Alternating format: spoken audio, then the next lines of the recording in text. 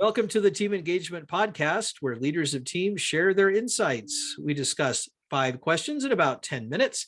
And I am very excited to welcome Priscilla Blanchot you're originally from France, but she's right here in Salt Lake City, Utah. And she is the founder and CEO of Carte Blanche. And Priscilla, thank you so much for joining me today on the podcast. What would you like the audience to know about Carte Blanche and what you do? Thank you so much, Sean, for having me on your podcast and being here with you today. With Carte Blanche, what we do is we actually create solution that ties people's business with their marketing. And what we do is we build purposeful brand.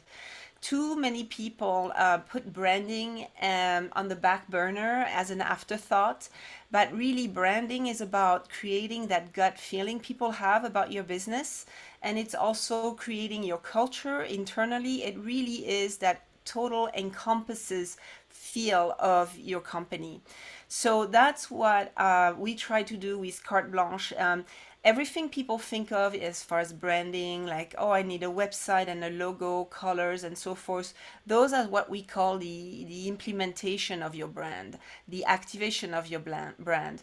But really, what we like to do at Carte Blanche is bring you in the thought process to create this purposeful brand that is going to separate you from your competition in your market. And often companies have issues, challenges, roadblocks, little things like this, that branding and brand thinking can really, what's the word? Answers, like bring solutions to, because they are some things that we don't purposely think about when we are in front of the tree and we don't see the forest. And that's something that we do through our workshops to build a compelling brand for your business. Fantastic. And yeah, that branding, it really is an essential part of the overall marketing and sales process. So I love what you're doing. That's great. Thank, thank you, Sean. All right. Well, let's jump to our questions for this episode, which are the same questions I ask everybody of this season. But if you would, Priscilla, share with the audience a time when you had a conflict with a coworker and how you resolved that. So that's very interesting because I actually am pretty easygoing, and I don't remember having like a terrible conflict with a coworker. But then I can't say the same thing with my husband. And Okay. when you think about it, a marriage is kind of a business transaction as well, because you have a household to run and so Yep. forth. In general, I think, and having actually done, therapy, and also that's one thing I offer is for business owners and brand and leaders is this brand therapy is like, let's Mm. put cards on the table. I think it's the same thing when you have an issue to resolve with a coworker. You try to take that emotion out of it, because yes, we're upset, he stabbed me in the back or went behind me to do something else that we agreed not to. And the first thing is like feeling that emotion, so it's taking it onto a therapeutic level where it's like, okay, acknowledging the feeling and then saying, okay, I'm going to own it, put that feeling aside, and now I'm going to try and be the bigger person and put card on the table and see if I can address this person and resolve the problem. Evidently, this is, it depends the person you have in front of you. There are some people that it's just impossible to connect with in a non-emotional way. So it's about finding a a way that you can basically deal with the situation and either say, fine, I'm just going to go above this and pass it on, or say, okay, I'm going to fight for this because I really believe and I have to show them that my position is more compelling than theirs. Mhm. So I don't know if that's helpful, but yeah, Very. I'm usually pretty easygoing. So I discuss things, and I always give people the benefit of the doubt, and it's maybe a downfall of mine. But I feel like also you try, you fail, you learn, you try something else. I think that's great advice. conflict really, whether it's a coworker or a spouse or whatever, it kind of exists in any kind of a relationship, or has the potential to exist. And so your advice to try and take the emotion out of it, I think is solid. It's something that's a challenge for all of us, but that's really what we need to do, is get the emotion out of it and focus on what we need to do to kind of fix the issue, whatever that may be. So great advice. Well, question number 2, I'm sure you've heard the phrase that people don't leave jobs, they leave managers. What's one suggestion that you have that managers can use to help their team be more successful and help the team members stick around a little bit longer? Yes, to me, the main quality a manager can have an open mind to hear their people out.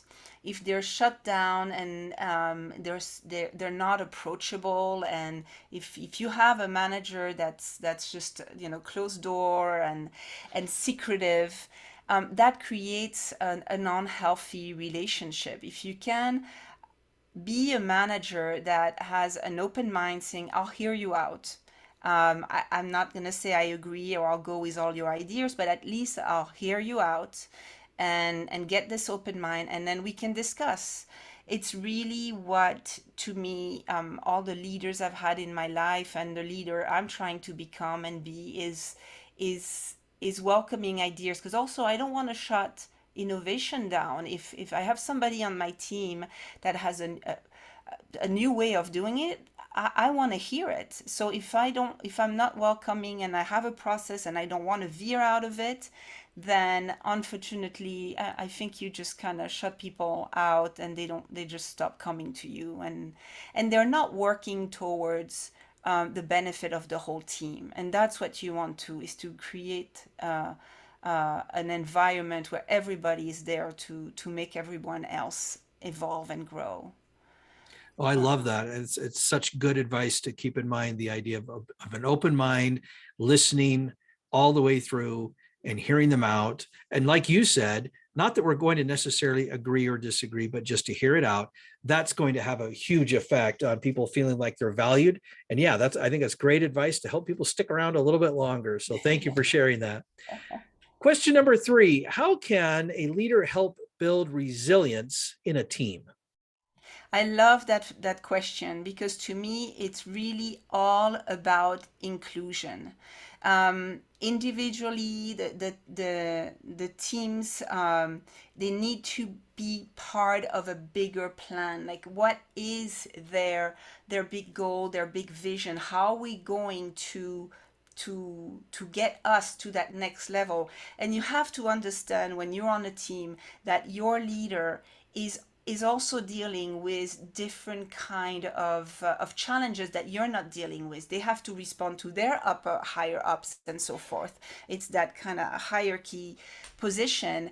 And to me, if a leader shares their struggle, saying, okay, my upper management is asking me to get these metrics done, so as a team, let's all work towards these metrics. I don't know if it's always possible, but I've never understood, in the places I've worked, and I'm a pretty open person, an open book. Like, I don't have secrets. Some people function differently, but that is something that I want to share. I want the good of everyone to evolve, and I feel like if a leader has some restriction from above that they can share with their team to include everybody to get to that vision and those goals that we're trying to do. It's really about aligning your team. That's something that also we work on when we do a brand strategy, is that every department has different goals, and often they are not always aware of the other department's goal. So when we can get different team members of different departments together in a room, suddenly they have to listen to each other and realize, I didn't realize that department needed to have this kind of information from me, and I know I was late in giving my reporting. Like, sometimes they all depend on each other to get to that higher goal. So inclusion and sharing information, to me, is really what builds resilience in a team. Oh, I like that. That's such an important quality to be able to allow people the opportunity to participate in the overall success. And I like how you talked about getting all of the departments or people kind of on the same page, because you're absolutely right. We see it happen all the time in business, don't we? Where we've got a department that's kind of doing something over here, and they got another department over here doing something a little bit different. So And great I advice. hear my husband sometimes too, and I wish I'm like, "Ah, I wish you guys had, could maybe have more of open conversations." Right, right. Well, question number 4, would you like to share an example of someone that made a difference in your life? Yes, that was about 3 or 4 years ago. Out of the blue, a friend of mine, I was complaining about something in a conversation socially, and he sent me a video, and it was this person explaining the situation with client and how to work the workaround for a situation, a sticky situation, like people don't want to pay or they ask for a million revisions and so forth. And I end up looking more into this person and joined his professional group. He's a coach for creatives, and he has changed my life. He has really brought to my attention how I can change my business to make it more professional. Also, the fact that our the world, the market, anyone's business, no matter what you're doing, it's moving really fast. It's constantly evolving, and how to stay on top of this. So this man is his name is Chris Doe, and his pro group is the future without an e, because he says he wants to drop the ego. And this group and this man has really changed my life to amazing levels. I don't think any of the leaders and bosses I had in my early years have affected me like he has, Hmm. because he really forces people to own what they're doing, but to also do it purposefully um, and professionally. So that was my biggest that was the one person that influenced me. Oh, that's great. Well, thank you for recognizing him. That's always a nice thing. This is one of my favorite questions because I enjoy hearing about the relationships and how people have been affected by the influence of others, because that's such an important part of business and leadership in general. So, And he has a funny story because he did not want to be a coach. He reluctantly got into it, and he's amazing at it. And so it's very interesting. sounds like it. All right. Well, let's jump to our last question. Tell us a little bit about your first job. I started really high on my career, I have to say. My first job was in a very large design agency in New York, and I made my little way over the 7 years I worked for that company, and had amazing opportunities from the start of my career to work with brands like IBM and Victoria's Secret and Unilever and Danone, and they that really gave me a step into working in the right way, and how you work with these big brands and how you deal with these departments. These departments they have a lot of stress, so to produce and sales and things like this. So it was a job that was just amazing in the learning curve, and it got me started on the right foot from the beginning of my career. Oh, that's always good to hear. It's fun to listen to these stories, because sometimes it gets them off on the right foot, and there are other times when they realize this is not what I want to do. So I'm glad it worked out for you. Yeah, no, So for me it just gave me, and actually now I'm giving what I want to do in my business is actually take that big agency servicing and give that to smaller clients. That brand thinking and brand strategy. There was a department that was only doing this before the brief came into designer's lap, and in my little agency, I do it all together, and that's something that I don't think a lot of agencies offers is that higher level brand thinking for smaller businesses, because these the Unilever client, for example, I worked with them for 2 years, and it was a department that was about innovation. So it wasn't working on one of their product line. It was about they had a budget from, taken from all these brands, and that team was about what's the next innovation that we can put on the market.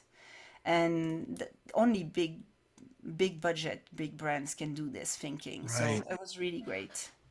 Well, and that's part of the reason why I love what you do, because the smaller startups, that's when they need it the most, is when they're trying to identify their brand. And yet Yes. it's usually very, very expensive to get branding help. And so I love what you're doing to help some of the smaller businesses. Well, thank you, Sean. Well, Priscilla, thank you so much for being on the podcast today. How can people find you? Yes, thank you. My website is wearecarteblanche.com. Um, and you can find me just under Priscilla Blanchot on my LinkedIn, which is also an easy way to get to me. And I'm also on Instagram and Facebook. But mostly, I would say the easiest way might just be LinkedIn. Okay. Very good. Thank you very much. This is Thank you, Sean. Sean. You're very welcome. This is Sean Richards with the Team Engagement Podcast, where leaders of teams share their insights. For more ideas, you can go to teamengagementpodcast.com. And I also encourage you and invite you to subscribe or to bookmark or whatever the different channels are asking you to do these days. But subscribe to the podcast, either the audio version or if you're watching it on YouTube, to subscribe there as well. Thanks so much for joining us today. Have a great day.